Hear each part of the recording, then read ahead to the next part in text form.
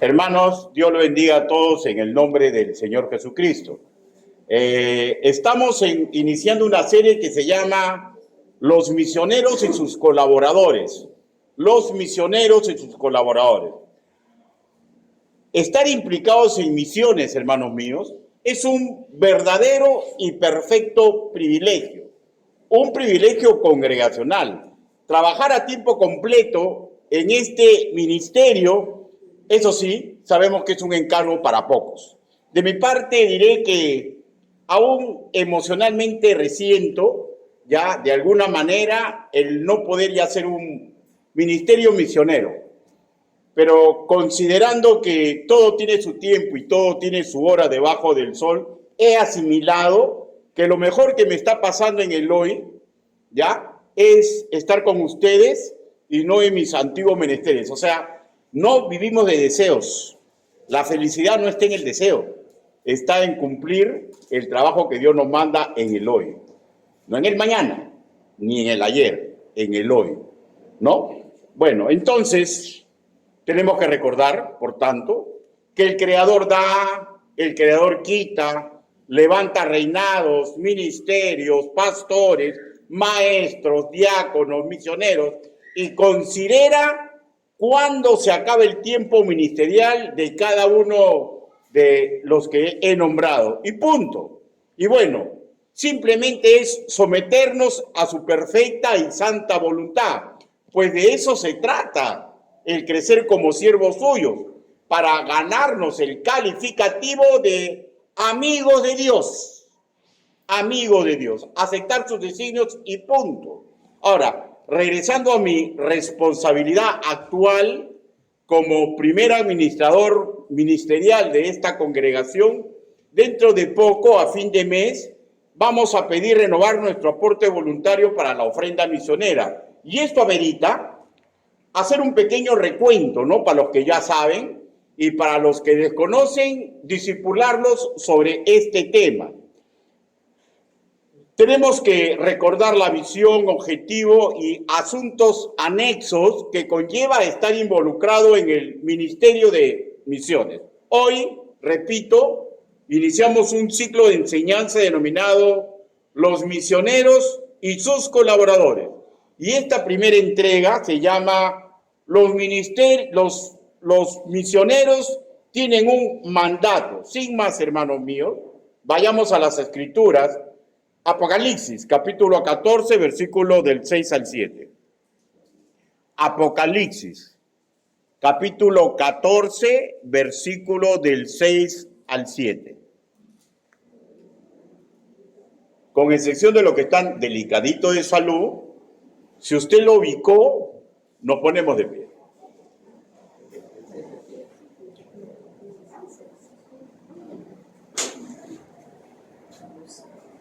Ya. Entonces, la palabra del Señor dice así. Vi volar por en medio del cielo a otro ángel, que tenía el evangelio eterno para predicarlo a los moradores de la tierra, a toda nación, tribu, lengua y pueblo, diciendo a gran voz, temed a Dios y dale la gloria, porque la hora de su juicio ha llegado. Y adorad a aquel que hizo el cielo, la tierra, el mar y la fuente de las aguas. Todos juntos a mi voz, por favor, leamos el versículo 7. 1, 2, 3. Diciendo a gran voz, temed a Dios y dadle gloria, porque la hora de su juicio ha llegado, y adorad a aquel que hizo el cielo y la tierra, el mar y la fuente de las aguas. Palabra de Dios. Inclinen su rostro y permítame que los guíe en una oración congregacional. Bendito Padre Celestial, todos los que están aquí reunidos comprendemos a cabalidad que no existe ser humano digno de predicar ni enseñar su evangelio. Señor, pero usted me ha designado a ser su vocero el día de hoy. Hable, Señor Yahvé, utilice el trabajo que he preparado para que recordemos, asimilemos, Señor, lo importante que son las misiones. Así le pedimos Así le suplicamos en el nombre del Señor Jesucristo. Amén. Por favor, tomen ese. Bueno, ¿cómo no van a ser importantes las misiones, no? Si toda obra empieza en una misión. O sea, todos somos productos de misioneros, ¿no? Por ejemplo, yo recuerdo cuando se me predicó el Evangelio a los 14 años, pero en la iglesia también era una misión.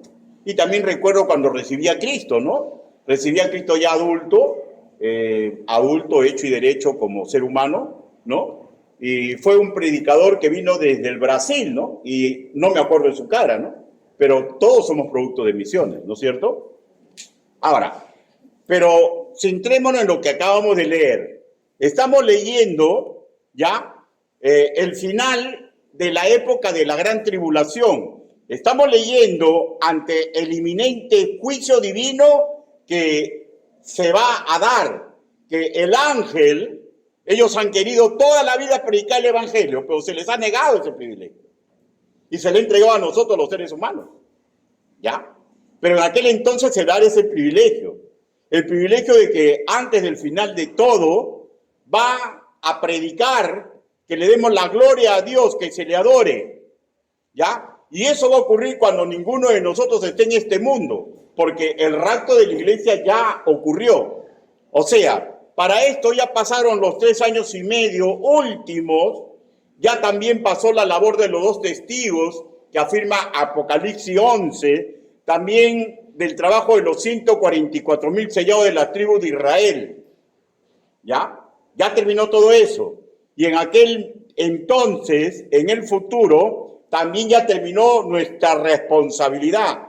Ya, nuestra responsabilidad ya habrá cesado. ¿Ya? Pero en el hoy aún estamos en esa responsabilidad.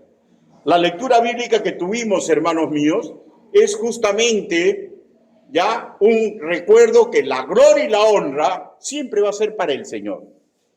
Nosotros en la actualidad tenemos ese privilegio de ir a predicar a toda etnia, en todo lugar, ¿ya? Ahora, este mandato que lo conocemos como la Gran Comisión, sabemos que lo tratan el evangelista Lucas, el evangelista Juan, y también vemos en el Evangelio de Marcos hablar sobre este tema, ¿ya? No vamos a entrar en algún momento en lo que dijo Marcos, ¿ya? Ahora, también les voy a decir que para una mejor asimilación de la exposición del día de hoy, lo he dividido en 2 puntos y el primer punto en 2 subpuntos.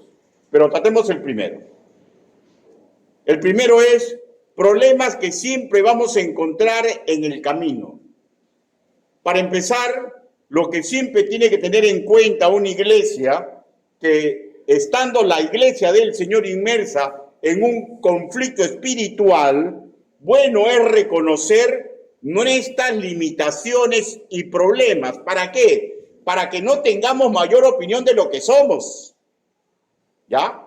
Necesitamos recordar continuamente enseñanzas bíblicas para tener sabiduría práctica en nuestra vida cotidiana. Y a su vez, procurar, ¿ya? De alguna forma, rebajar en el transcurso de nuestra vida nuestras debilidades. ¿Para qué? Justamente para eso, para rebajarlas como obstáculo y así mejorar nuestra participación en el gran mandato enfocado en misiones, inundar el mundo del evangelio. Y vamos a ver el primer problema. El primer problema es la incredulidad y la dureza de corazón. La incredulidad y la dureza de corazón. Y ojo que estoy hablando de personas que no son creyentes, ¿ya? Estoy hablando de personas que ya han sido alcanzados por el evangelio, pero se comportan como incrédulos y duros de corazón. Mateo, capítulo 28. El evangelio según nuestro hermano Mateo.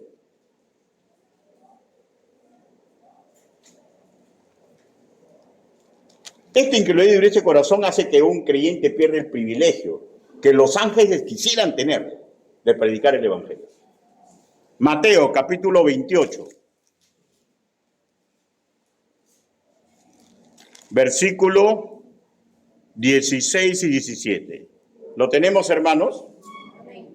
La palabra del Señor dice así: pero los 11 discípulos se fueron a Galilea, al monte donde Jesús le había ordenado, y cuando le vieron, le adoraron, pero algunos dudaban.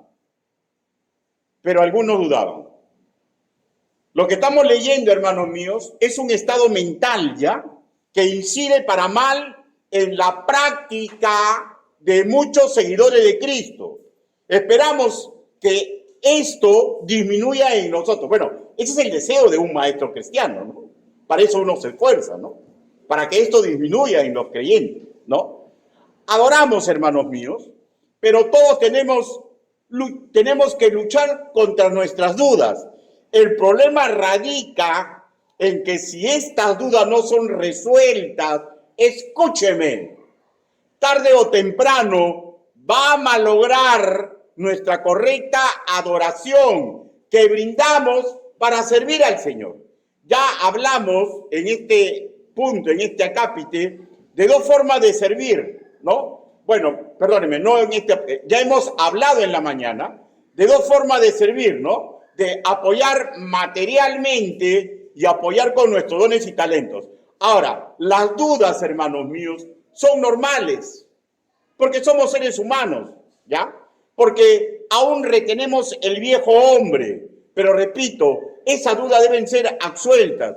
Primero, mediante las enseñanzas basadas en la palabra del Señor. Segundo, mediante el ejemplo que vemos en aquellos que nos anteceden en el ministerio. Y si usted se pone a racionalizar el hecho, siempre hay alguien detrás de usted. ¿Ya?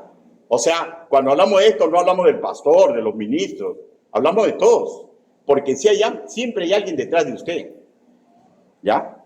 Ahora, y tercero, con el orden en el quehacer congregacional, ¿ya? El orden en el quehacer congregacional. Porque cuando una congregación hay un desorden, hermanos míos, ¿ya? Los creyentes piensan que en el desorden es virtuosismo y en el desorden hacen misiones y mandan misioneros para que se mueran de hambre, perdónenme la expresión, ¿ya? O mandan misioneros que no están preparados y se quiebran en el camino, ¿ya? O mandan misioneros y hacen votos de mantener al misionero y emocionalmente en el camino se van cayendo. Y esto, hermanos míos, a veces es reflejo de la propia congregación, que se motiva, que a veces hace, a veces no hace, que tiene o no tiene planes de trabajo, que los hace y no los hace, que acepte y no acepte, y todo en el camino va variando. Y todo eso, hermanos míos, parece mentira, pero golpea la psiquis, la mentalidad de un creyente.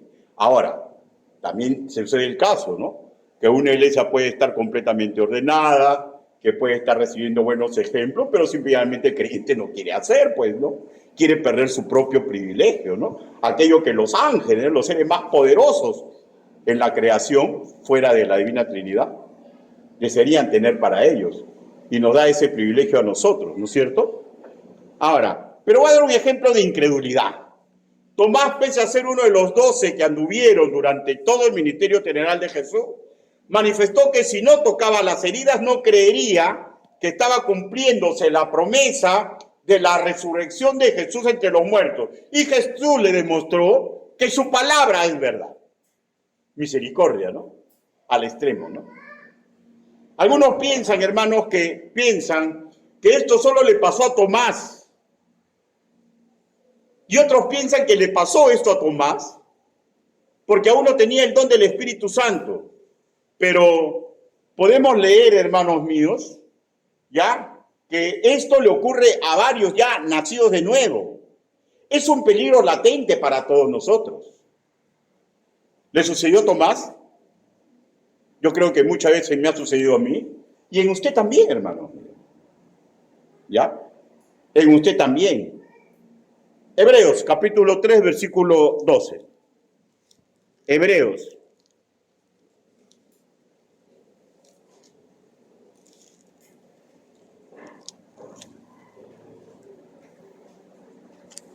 Capítulo 3, versículo 12. Dice, mirad, hermanos, que no haya en ninguno de vosotros corazón malo de incredulidad para apartarse del Dios vivo. O sea, Hebreos es una carta dirigida a una iglesia de nacidos de nuevo. Y le está diciendo que uno de los grandes problemas de la cristiandad ya es la incredulidad. Y se apartan del camino que Dios designa. ¿Ya? El otro problema que puse en esta cápite fue dureza de corazón. Y también es un estado sumamente peligroso que se da luego de la incredulidad. Permítame que le lea Proverbios capítulo 29, versículo 1. Permítame que se lo lea. El hombre que reprendido enderece la cerviz, de repente será quebrantado y no habrá para él medicina. Miren, o sea, estamos hablando de que la palabra del Señor ya lo reprendió. Ya se dio cuenta. ¿Y saben por qué ya se dio cuenta? Porque el Espíritu Santo le habla a su espíritu y ya se dio cuenta. ¿Ya? El término reprendido se refiere a enseñanzas correctivas que recibe un creyente. ¿Ya?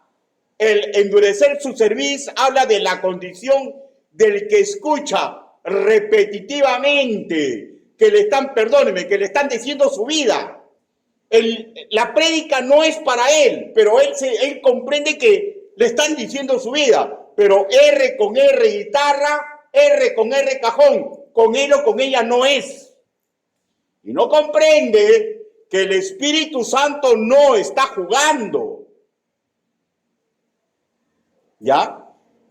Y no se da cuenta de la validez de la reprensión. Y él o ella decide no hacer caso. Las Escrituras dice, no habrá para él, ponga putativamente, para ella medicina. Es casi la imposibilidad de cura, pues este enfermo ha decidido seguir desobedeciendo porque ha caído en una especie de terquedad crónica. ¿Por qué? Porque miren, este puede ser o ella, sí se sabe hijo de Dios, pero tiene sus propios planes. Y al tener sus propios planes, se conforma como un incrédulo. ¿Ya? No quiere hacer caso. Bueno, pues, el Señor le dice, ¿no? Ten cuidado, porque puede llegar el momento que para ti ya no haya medicina. Y cada vez le es más fácil hacer eso, ¿ya? ¿Por qué? Porque su corazón se comienza a poner duro, pues, y rechaza, y se pone duro. ¿Ya? Y empieza a escuchar reiterativamente mandatos, advertencias sobre su mal proceder, ¿ya? Esto es lo que se llama la dureza de corazón, y esto ya es una decisión soberana de un ser pensante, de ir en contra de la sabiduría de Dios. Es una decisión personal. Y él de repente será quebrantado, ¿ya? Habla de escúcheme, ¿ya? Del inopinado momento en que el Señor va a decidir aplicar correctivo o digamos su disciplina, ¿ya? O puede hacer que Él permita que el pecado que está practicando lo alcance y puede hacer que permita que lo alcance con consecuencias funestas, ¿ya? ¿Por qué? Porque sabemos que un padre, correcto, sí o sí, corrige al hijo, sin importar quién sea.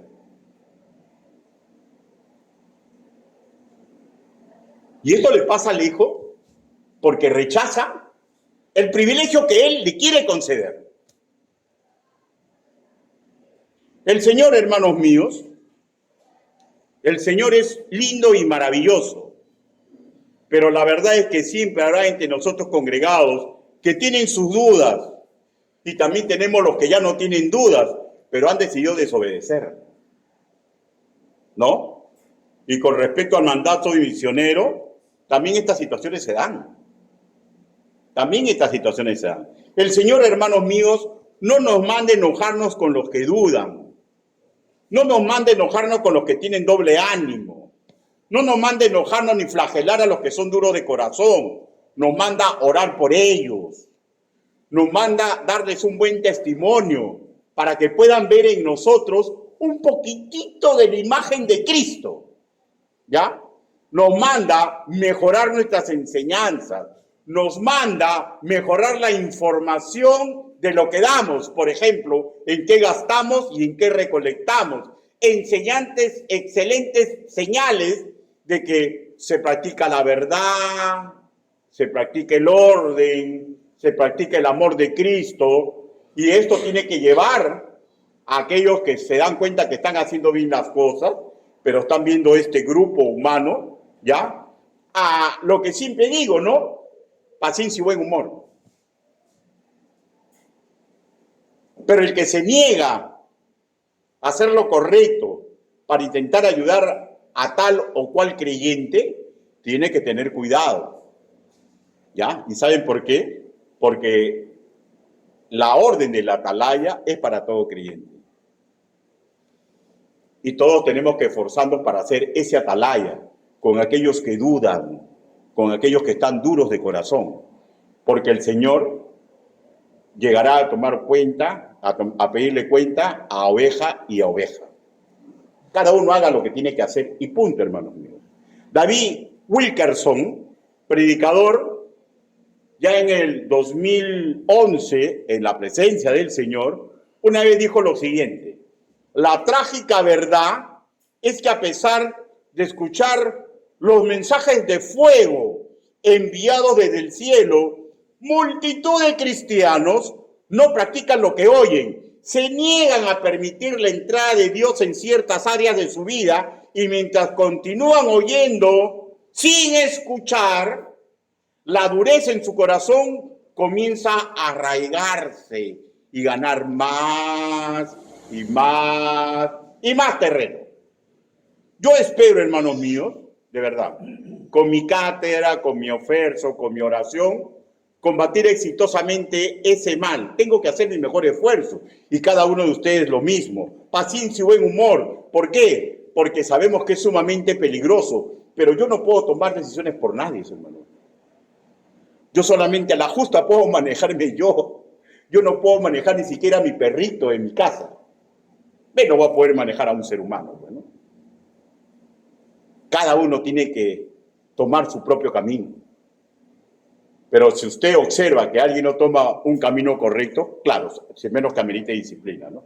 Hermano, es que simplemente tener paciencia y buen humor. Y en el campo de las misiones es lo mismo. La disciplina severa de nuestro Padre Celestial, hermanos, no solamente es para un campo de la vida, es para todo campo en el cual el creyente se da cuenta de lo correcto que tiene que hacer y no lo hace. Porque el que sabe hacer lo bueno y no lo hace, le es pecado, ¿no? Específicamente en el Ministerio de Misiones, no inmiscuirse en la proclamación del Evangelio a toda criatura es una mala elección que muchos cristianos van a tomar. Ahora, no se pide que todos salgan. Cada uno tiene que apoyar en lo que le corresponde, en lo que le corresponde. Pero uno decide, por ejemplo, no apoyar materialmente. Y otros deciden apoyar como si estuvieran haciéndole un favor a la iglesia, ¿ya? Y otros, hermanos míos, deciden unas veces sí, unas veces no. En el fondo, todas estas cosas tienen un principio. Son personas que dudan. Generalmente, ¿de qué dudan? De la provisión de Dios. ¿No es cierto? Son dudas, pero tienen que resolverlas, hermanos míos. Tienen que resolverlas. Pero también puede ser dureza de corazón, ¿no? Porque ven cómo a cada rato Dios le abre las arcas del cielo, como Israel, ¿no? Les abre las arcas del cielo, caen codornices, cae el maná, ven el fuego delante, los rayos detrás, ¿no? Igualito. Dureza de corazón. No, o sea, se creen privilegiados, ¿no? Se creen privilegiados. Y hermanos míos, eso no es así. Las Escrituras nos llaman a los hombres y mujeres que estamos en ese plan, hombres y mujeres de poca fe. No es para flagelar, ¿ya? No es para enojarse. Es para tener cuidado y ayudarlos correctamente. Hay otros que niegan sus dones y habilidades. Según ellos, dice que no tienen tiempo para involucrarse en nada. Y la verdad, hermanos, que no es así. Simplemente han desoído la técnica de planificar su tiempo y sus actividades. Es notorio que ambos grupos, incrédulos y duros de corazón, aún no asimilaron la 11ª bienaventura, ¿no? ¿Cuál es la 11ª bienaventura? Hechos 20:35, ¿no? Que dice, más bienaventurado es dar que recibir, y tampoco no han asimilado lo que escribió Santiago, capítulo 4, versículo 17, ¿no? Y el que sabe hacer lo bueno y no lo hace, le es pecado. Simplemente es pecado, hermano. Simplemente es pecado. Ahora, veamos el segundo problema. Vamos a irnos al otro nivel. Exceso de confianza, pero también indolencia en el hacer. ¿Ya? En la introducción dijimos que tocaríamos lo escrito por Marcos sobre la gran comisión. ¿Y saben por qué? Escúcheme, ¿ya? Porque un mal análisis de esta porción escritural, como de otras porciones, puede guiarnos justamente al exceso de confianza en el hacer, ¿ya? Por ejemplo, un exceso de confianza es cuando alguien dice, yo voy a orar, ¿ya?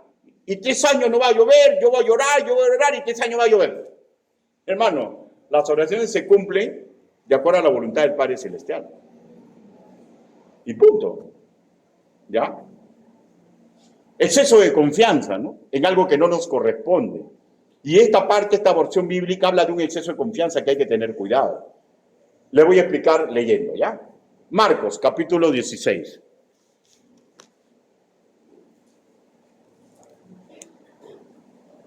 El Evangelio según nuestro hermano Marcos, capítulo 16.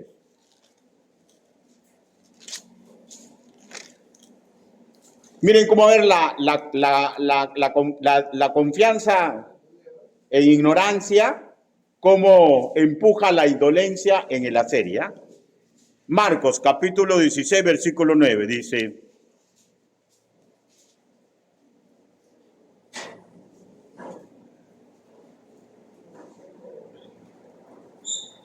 ¿Lo tenemos?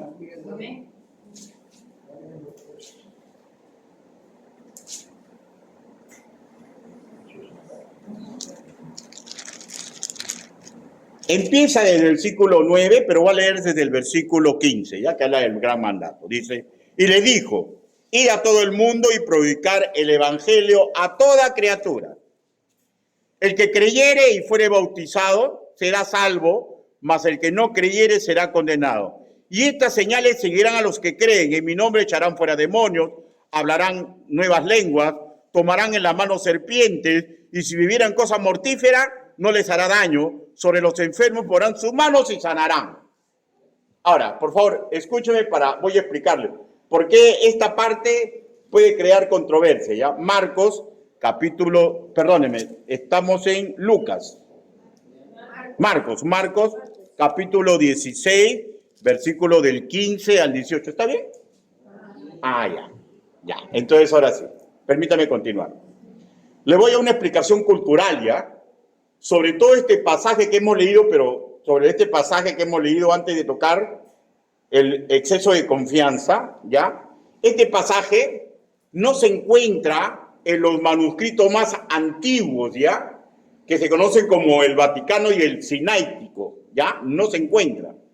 Eusebio y Jerónimo, dos grandes estudiosos de las Escrituras, en el año 450 después de Cristo, afirmaron que los versos últimos leídos, o sea, desde Marcos capítulo 16, del 9 al 20, faltaban en casi todos los manuscritos de su época.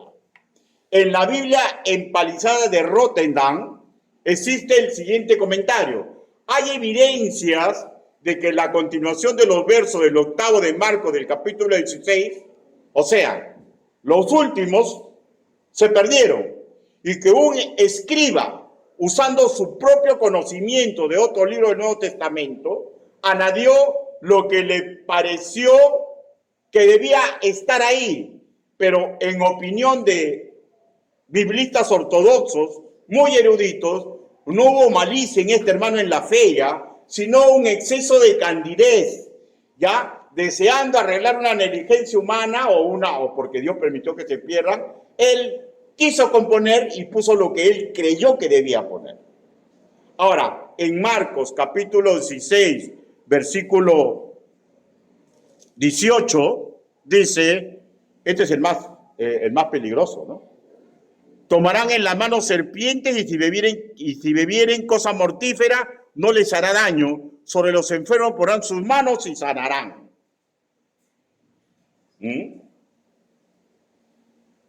Es claro, hermanos míos, que si se intenta poner en obra esto, ¿ya? Especialmente de la serpiente, ¿no?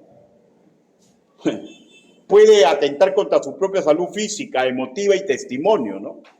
Ahora, de los que ponen las manos y juran que curan, ¿no? Ya tienen el testimonio por los suelos, pues, ¿no? Ya, y lo que deseo resaltar, hermanos míos, en lo primordial, es que hay muchos de nosotros que cuando van en la obra misionera, ¿ya? Avalan estos versículos, dicen, no, anda a la obra nomás, todo, Dios te va a cuidar de toda forma. Y los mandan como si fueran Superman o Superchica, ¿no? Y ¿acaso si es mordido por un animal ponzoñoso no va a sufrir una enfermedad contagiosa? ¿Y no va a necesitar antibióticos y medicina para sanar? Y si lo mandamos a la justa con su pasaje nomás, ¿se va a agenciar? ¿Ah?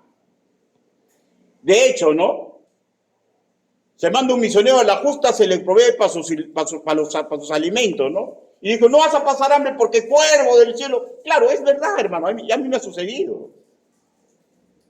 Pero no interesa lo que come, Dios me provea, sino empieza la responsabilidad del mayor, ¿no? Porque el mayor es el que envía, ¿no es cierto? O el mayor es el que decide apoyar, ¿no? Entonces tiene que proveer para estas cosas, ¿ya?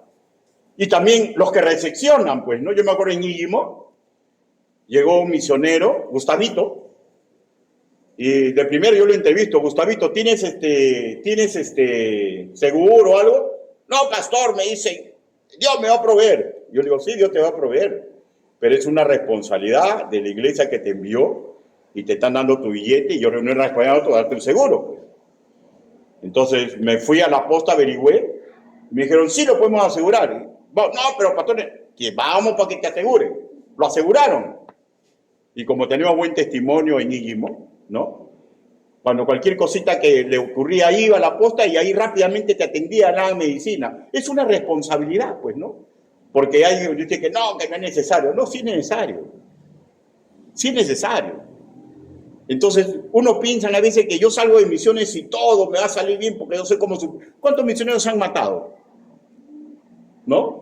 ¿Cuántos misioneros tienen enfermedades y no tienen ni un mango, hermano mío, para tener medicina? Y cuando tú le preguntas, yo lo converso, ¿no? ¿Y qué tiempo tienes allá? 9 meses, pastor. ¿Y no tienes seguro? No. ¿Y por qué no se ha agenciado un seguro? O sea, hay que agenciarse seguro, ¿no? Pero malinterpretan a veces y creen que con una fe excesiva, que ya no es fe, sino es ignorancia, perdónenme la expresión, pero y el testimonio del orden, de cuidarse uno mismo, ¿dónde queda, hermano mío? ¿Dónde queda? Ahora, lleven eso, pues, ¿no? Los portentos no me malinterpreten, ¿ah? Los portentos de Dios existen. Y yo soy testigo de los portentos de Dios. A mí me ha dado de comer varias veces. A mí me ha hecho cosas maravillosas, hermano mío. Yo podría contar y nunca me trataría de contar todos los portentos que yo he visto de Dios en mi vida, hermano, cuando he estado en misiones, pero no me malinterprete. Los milagros de Dios sí existen. No estamos hablando de eso. Estamos hablando de la responsabilidad del que envía, la responsabilidad del que recepciona, la responsabilidad del que no ya del que envía, sino que él decide inmiscuirse en ayudar a un misionero. Y es la responsabilidad del mayor ante el menor, porque no me va a decir que un misionero es mayor que una iglesia que envía o una iglesia que apoya. Hay una responsabilidad que es corporativa. Pero esa responsabilidad corporativa se subdivide en un montón, perdón la expresión, en una cantidad de creyentes que se supone que están creyendo en la sana doctrina y tienen que comprender que son obra ellos mismos y muchos de su familia, casi todo de su familia, todo creyente de la obra misionera. Porque todos somos producto de la obra misionera. Para empezar, el gran misionero vino del cielo a hacer misiones al mundo. Se le enseñó 12 hombres, Uno fue a traición, 11 representó uno más, jaló a Pablo y se sumaron hombres y mujeres y una legión de misioneros, inundaron el mundo del evangelio. Llegaron a Estados Unidos, llegaron a Inglaterra, llegaron a las cortes sudamericanas y seguimos siendo producto de misioneros. Y las misiones tienen que estar en el corazón del creyente. Y una iglesia local tiene que aceptar su responsabilidad como mayor ante el que ha enviado o al que ha decidido apoyar. Y incluso sin enviar ni apoyar, simplemente cuando viene una carta de misericordia, de un pedido específico, hay que comprender que si es posible tenemos que ayudar. Los miembros de la congregación tienen que despertar a esta responsabilidad. De lo que se trata, hermanos, es asimilar el comportamiento y valores del pasado y hacerlo nuestro. No podemos malinterpretar versículo y decir, ¿no? Los cuervos te van a alimentar. No, si te pasa una desgracia, el Señor va a curarte ese veneno. Tú anda nomás, anda nomás. Yo siempre he salido a misiones así, hermanos míos, ¿eh? Soy sincero, ¿eh? Yo he salido, cuando yo salí a misiones, yo he salido, me pedía apoyo, y yo me iba nomás. Yo sabía que el Señor me iba a apoyar, pero en el camino las iglesias, ¿no? Las que en la sana doctrina, y que Dios removía su corazón, me apoyaban. Pero yo salía. Pero hay que tener cuidado con estas situaciones, ¿ya? Leamos 2 de Corintios, capítulo 8.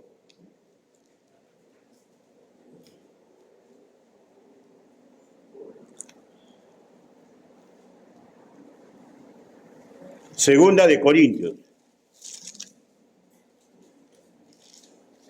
capítulo 8, versículo del 3 al 4.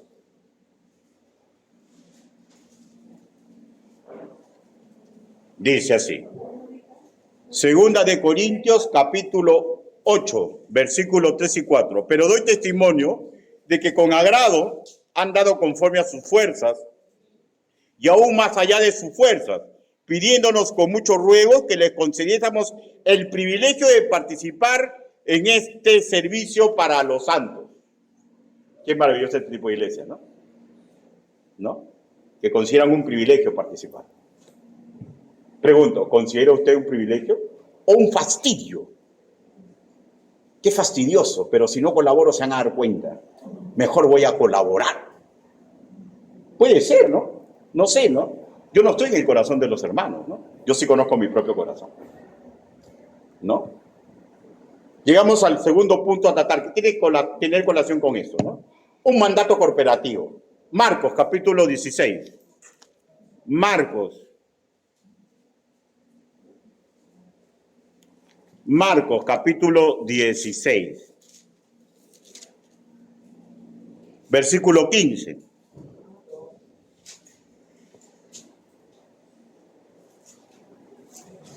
Y dice, id por todo el mundo y predicar el evangelio a toda criatura.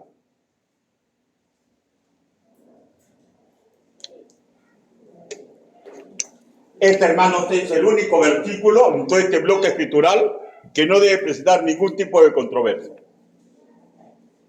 ¿Ya? Ningún tipo de controversia. El resto sí hay que tomarlo con pinzas, porque ya sabemos culturalmente que en las versiones más antiguas no existe esta porción bíblica. Y biblistas ortodoxos, vuelvo a repetir, han detectado que un hermano con muy buenas intenciones continuó metiendo la pata. ¿Por qué? Porque las buenas intenciones no bastan. No bastan. La controversia en este punto no se debe dar en los creyentes, pero el problema es que cuando no asimilamos lo que implica la responsabilidad, el privilegio de inundar el mundo del evangelio, y que es un mandato corporativo, o sea, a una iglesia local, y no solamente el mandato a un misionero que va. En la gigantografía de la iglesia hay un lema, ¿no? Bautistas en marcha. No sé cuántos se han dedicado a leer los recuadros, no sé, ¿no? No sé. Pero en esos recuadros dice la siguiente leyenda: orando, ofrendando, yendo. Y esto no solamente es escrito para que se vea bonita esa gigantografía, ¿ya? para que se vea impactante. El objetivo es llevar a curiosidad a nuestra juventud y para que nosotros, los mayores de la fe, recordemos cuando lo leamos la forma de hacer misiones que nos fue enseñado por los primeros bautistas, ¿ya? Y ellos a su vez les fue enseñado por la iglesia primitiva, ¿ya? Y es una práctica que siempre debe existir en nosotros. La obra del Señor se hace orando, ofrendando, yendo. Y si no puedo ir, apoyando al que va, pues, ¿no? Para eso justamente dice orando y ofrendando. En dicho mandato, hermano mío, es sumamente importante el orar por los que ya han sido enviados, pero eso no implica que el orar es suficiente. Escúcheme lo que Dios ha permitido que tengamos un trabajo honrado, ¿ya? No debemos de cuidar el apoyo pecuniario que se nos enseña en la sana doctrina, pues su trabajo, ¿ya? Su trabajo es una bendición que Dios le ha dado, ¿ya? Y hay muchos que no comprendemos que Él estipula que de ese trabajo una parte de la ganancia son para Él, para su obra, porque Dios no necesita nada, hermanos míos. Dios no necesita nada, ¿ya? Hablo de diezmar, pues, ¿no? Y alguien me dirá, pastor, ¿y cuánto es correcto el diezmar? El nombre le indica, pues, el 10%, ¿no? Hablo de ofrendar, ¿no? En la versión de promesa misionera. Y otra vez la pregunta, ¿y cuánto es lo correcto ofrendar? Y eso ahí es lo que Dios ponga en su corazón, siempre y cuando, o sea, siempre un pensamiento racional, que esto no altere su economía elemental, ¿ya? Su economía elemental. Porque yo he visto a veces campañas donde van hermanos porque les gusta ir a la iglesia y no, y le dicen, anda a pagar la luz que hoy día no la corta. No, primero voy a escuchar mi prédica y van y hacen grandes campañas. ¡Del fuego! ¡Del fuego! ¡Del fuego! Y los hermanos se impactan y ponen la luz. Llegan a su casa, ¿pagaste la luz? No pude, pero de acá a una semanita voy a pagar. ¿Qué es eso, hermano mío? Eso no es de Dios. Eso es emoción. Eso es desorden. Y es terrible cuando alguien se da cuenta y acepta, ¿no? Pero qué bonito, ¿no, hermanos míos? Cuando una persona se da cuenta, ¿no? De su responsabilidad. Filipenses, capítulo 4. Filipenses.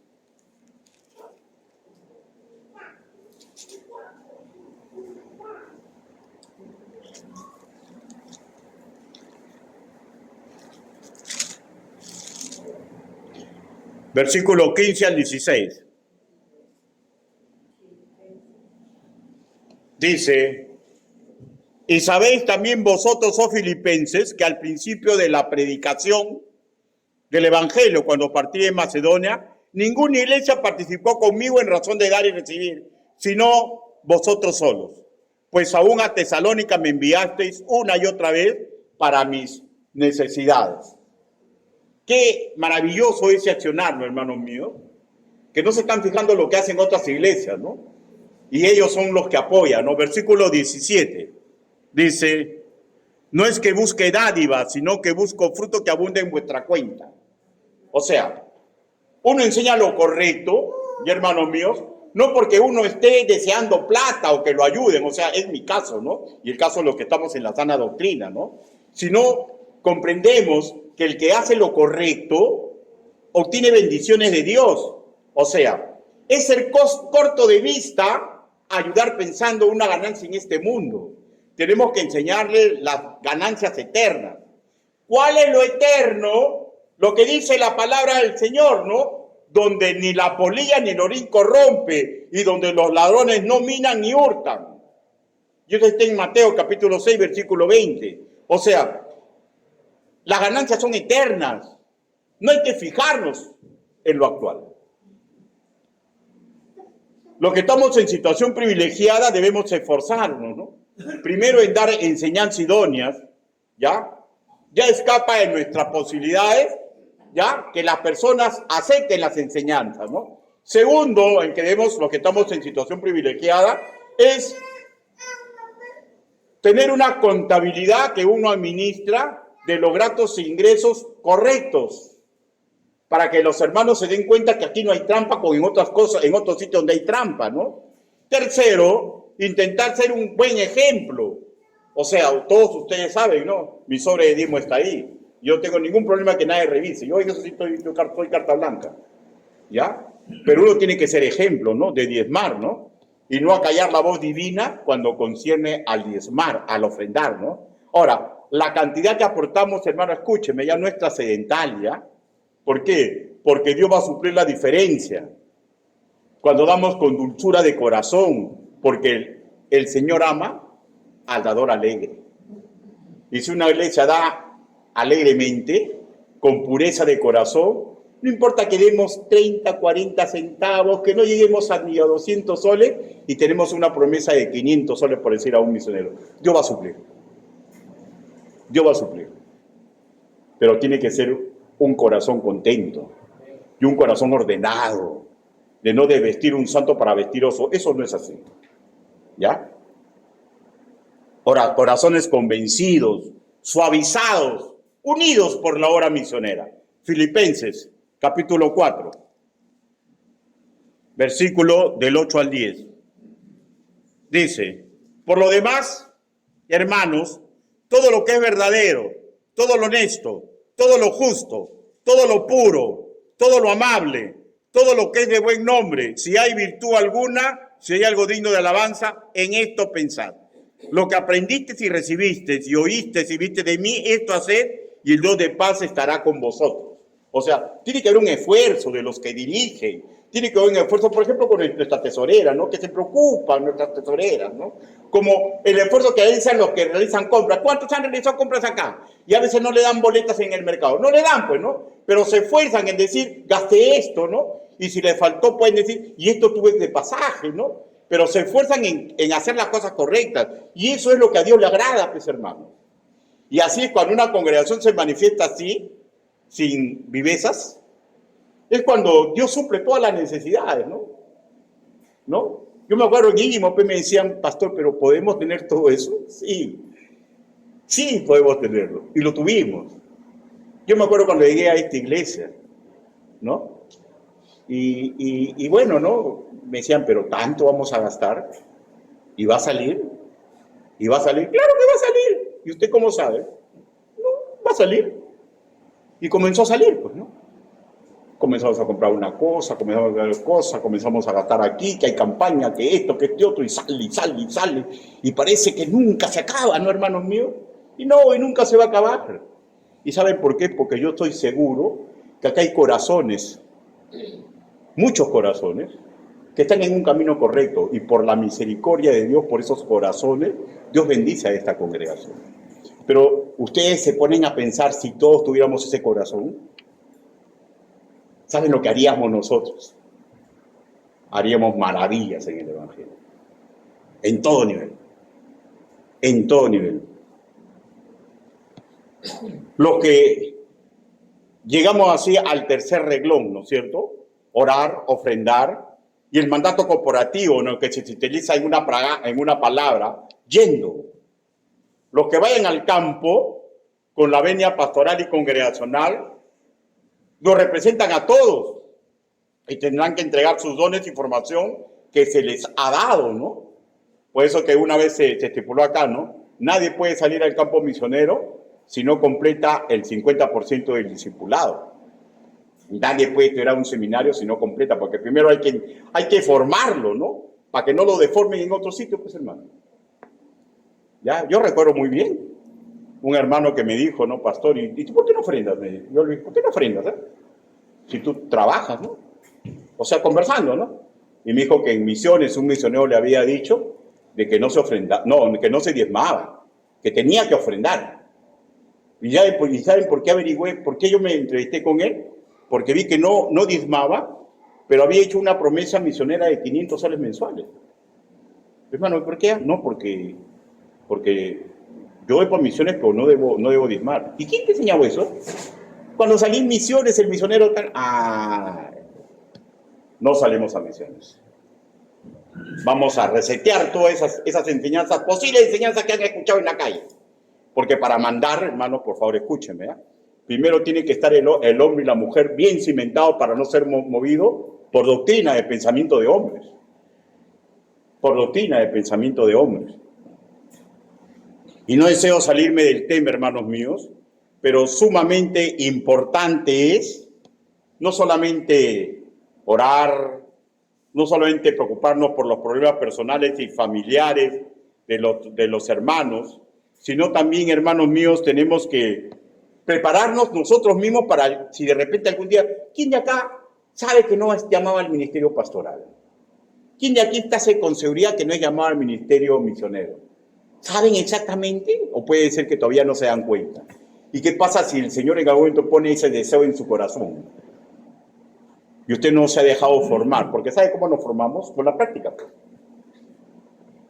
Qué maravilloso sería estar acá bien, y mirando a hombres y mujeres que se están preparando para algún día trabajar en esos rubros, ¿no? Segunda de Timoteo, capítulo 2, versículo 2. Segunda de Timoteo.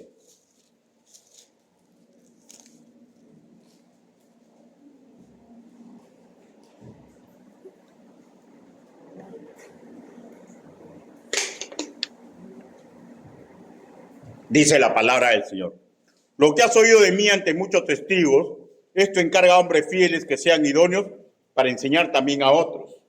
¿Para qué sale usted a misiones, hermanos míos? Para enseñar, pues, ¿no? Pero para enseñar primero tiene que haber escuchado enseñanzas sobrias, prácticas sobrias, para que puedan ustedes reproducir ya una cultura eclesial en la cual usted ya ha sido formado. Como le dije, hermanos míos, a mí todavía me queda el consuelo, porque ya sé que la misión es para mí terminar. Pero me queda el consuelo que le dije en la mañana, ¿no? Colaborar con aquellos que algún día van a tomar la posta. ¿Ya? ¿Y qué pasaría si yo decido no hacerlo? No, ya no soy misionero, ya olvidarme, no soy misionero, me voy a preocupar por otras cosas. Ay de mí, hermanos míos, porque sabe hacer lo bueno y no lo hace, le es pecado. ¿Ya? Mi paz, hermanos míos, si decidiera no hablar de misiones porque traen muchos problemas, porque las misiones traen problemas, pero bienvenidos los problemas porque es la obra del Señor. Pero si yo decidiría no hacer lo correcto, mi paz me sería robada, mi ministerio pastoral sería entorpecido y sobre todo la gloria y la honra que darle a mi Señor no sería la correcta. Y con mis acciones yo demostraría que no estoy agradecido pues por lo que Dios ha hecho en mi vida, y todo empezó con las misiones. Pregunto, ¿no será lo mismo con cada uno de los creyentes que forman parte de una respectiva iglesia local? ¿No? Yo creo que sí, ¿no, hermanos míos? Yo creo que sí. Conclusiones. Primero, los misioneros tienen un mandato imperativo de salir a sufrir por la gloria de su santo nombre, y todos los que los envían y todos los que deciden apoyar ese ministerio, ya tienen la obligación de preocuparse sabiamente por sus necesidades. Segundo, los que ya reconocieron que tienen llamado pastoral o misionero deben aceptar ser formados y pulidos por su respectivo pastor. Tienen que aceptar, hermanos míos. Hay muchos que ya se dieron cuenta, ya que para qué son llamados, y están negando. Déjense formar, hermanos. Yo estoy convencido que acá hay más de uno, y hay más de una. No sé qué Señor les va a dar en el futuro, no sé, pero mi compromiso es formarlos. Déjense formar. Y dentro de esas virtudes para formar, hay que aprender a ser dadivosos, específicamente, ¿ya? ¿Y saben por qué, hermanos míos? Porque el que no aprende a ser dadivoso y sale al campo misionero al pastoral, ¿sabe cuál es el peligro que se le puede dar? Que todavía no ha convertido su amor al dinero. Por eso es que hay muchos que agarran de la caja, pues. Por eso hay muchos que primero dicen mi familia primero, mis necesidades primero. Y no comprenden que primero es la obra de Dios. Porque el que primero, ¿cómo es? La obra de Dios, y lo demás que dice, será añadido, ¿cómo dice? Y lo demás será dado por añadidura. ¿Ya? Entonces, los que salen al campo misionero saben esto. Preocúpate por la obra de Dios y vas a ver cómo Dios va a suplir la necesidad de tu casa. Y si alguien no es dadivoso antes de, ¿usted cree que va a ser después de dadivoso? Primero tiene que dejarse formar, tiene que romper esa formación negativa que no debe existir en un misionero y en un pastor, ¿ya? Tercero, los que no podemos salir, debemos colaborar, pues, hermanos. ¿Con qué? Con nuestras oraciones, con nuestras ofrendas, ¿ya? Y con nuestro diezmo. Repito, es un mandato corporativo, orar, ofrendar, ir, y cada uno tiene que preocuparse por eso. Cuarto, definitivamente, tal como dice nuestra geografía, no es el año del fin, ¿ya? Pues cuando eso sea, el trabajo va a ser, ya saben, ¿no? Va a ser el trabajo de los 144,000 israelitas, de los 2 testigos, y el fin será cuando los ángeles salgan y comienzan a decir, adoren a Dios, porque ya el juicio es inminente. Pero hasta que eso ocurra, y vamos a ir un poquito más como en las películas antiguas, ¿ya? Hasta que antes que la iglesia sea recogida, tenemos todo que comprender que hay mucho que falta por hacer. Eso también está en nuestro lema, hay mucho que falta por hacer. Hermanos míos, para terminar, la emoción es buena, ¿ya? Es hermosísima, ¿ya? Me encantan las personas que son emotivas, me encantan. Pero eso no puede ser el combustible principal para la obra misionera. Porque puede ocurrir para de borricos, ¿no? En medio de un importante trayecto, ¿ya? La emoción es bonito, pero yo deseo que se haga por convicción. ¿Cómo usted se da cuenta? Simple, ¿no? Cada uno analícese, ¿no? Yo le digo al Señor, Señor, hoy voy a ofrendar 5 soles mensuales, ¿ya? Y lo hace en enero, ya lo hacen en marzo, lo hace en julio, emoción, emoción. Y ocurre la parada de borrico en el creyente, ¿no? Ocurre la parada de borrico en el creyente. Hay que hacerlo por convicción, por convicción. Un hombre que era convencido, pero hasta se llamaba Colgate, creo que se llamaba, ¿no? El hombre estaba convencido y comenzó a entregar una cantidad, otra cantidad. Ese es un loco, ¿ya? Cuentan, ¿no? Que al final se quedó con el 10% para él y el 90% lo entregaba para la obra.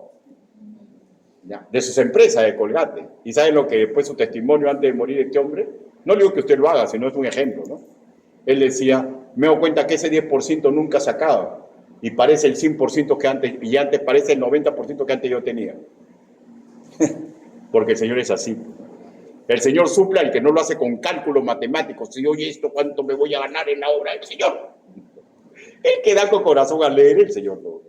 Y yo aseguro eso, hermano. Yo aseguro eso. Yo aseguro eso. No tengo mansiones, no tengo carro, no tengo nada de eso. Pero tengo tranquilidad en el corazón. Y tengo un respeto por todo lo que el Señor me ha entregado y me sigue entregando. Entre esas cosas maravillosas que Dios me ha entregado son ustedes. Para que en este corto tiempo que aún me queda con ustedes, los pueda seguir guiando, para que ustedes aprendan a colaborar con lo que se ha perdido y para que aprendan, hermanos míos, que los misioneros tienen un mandato, pero el mandato corporativo de la iglesia es apoyarlos correctamente, con nuestra fuerza, más allá de nuestra fuerza. Inclinen su rostro. Vamos ahora.